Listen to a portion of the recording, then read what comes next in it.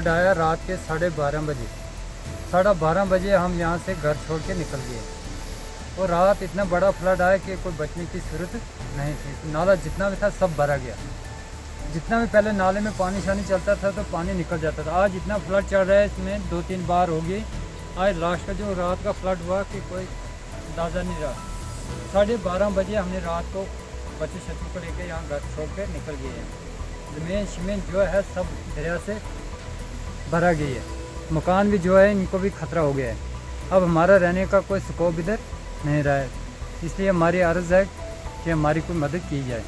नाला जाबा जो कि 1982 में यहाँ क्रेट लगाए गए थे, पूरी तरह उससे ही उसको प्रोटेक्ट किया गया था और ज़मींदारों की ज़मीन और मकानात बचे हुए थे। लेकिन आज रात तूफ़ानी बारिश की वजह से तमाम वो क्रेट वगैरह बह गए हैं और तमाम मलबा ज़मीनों में पत्थर और पानी जो है घुस गया और मकानों के नज़दीक पहुँच चुका है। फौरी तौर इस नाले की अगर मरम्मत वगैरह महकमा फ्लड कंट्रोल इरीगेशन के हवाले को दिया जाए तो हम यहाँ रह सकते हैं, वरना तमाम ज़मीन वीरान हो चुकी है और मकान भी गिरने का ख़तरा है।